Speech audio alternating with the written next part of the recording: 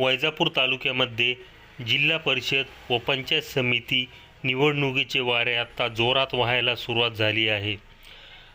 आज आम्ही सवंदगाव गटातील उमेदवार पद्माताई शिंदे यांची विशेष मुलाखत घेतली असता त्यांनी सांगितले की माझे पती स्वर्गीय नंदकुमार शिंदे हे दिवंगत माजी आमदार आर्य माने यांच्यासोबत वर्षानुवर्ष होते व ते कट्टर शिवसैनिक होते.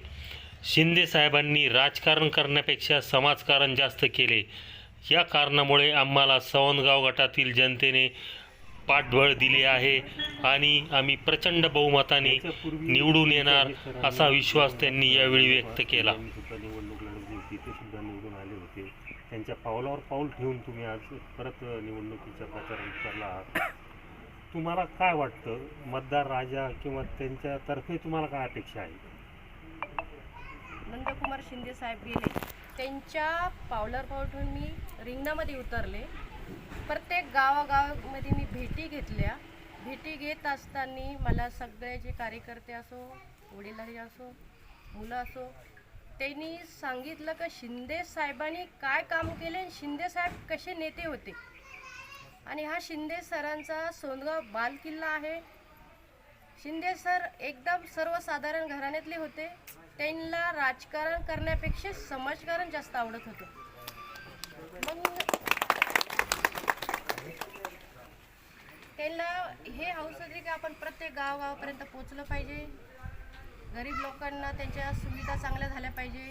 तिथं शाळेची व्यवस्था झाली पाहिजे, पाण्याची व्यवस्था झाली पाहिजे, नळ घरोघर गेले पाहिजे, असे त्यांचे स्वप्न होते. तर मला तरी वाटतं मी करू शकते. शिवसेनेच्या 2 गट तयार झालेले आहे. तुम्ही पूर्वीपासून ठाकरे गटासोबतच आहात. का तुम्हाला असं नाही वाटलं का आपण गट बदलायला पाहिजे? नंदकुमार शिंदे साहेब एक निष्ठावंत साहेब होते. त्यानंतर शिंदे साहेबाला असं वाटलं, बरेच लोक म्हणले इकडून तिकडं जा, तिकडून इकडं, पण शिंदे सर म्हणले नाही, मला बाळासाहेब ठाकरे यांची शिवसेना सोडायचीच नाही. आणि ते 2018ला गेले आणि मग बरंच डगमळल्यासारखं झालं. आणि मला पण म्हटले का तुम्ही कुठंतरी जाऊन प्रवेश करा. मला प्रवेश पण करायचा होता. शिंदे साहेब एकनिष्ठ होते, मला पण एकनिष्ठावंत राहायचं होतं. आणि मी डगमळले नाही.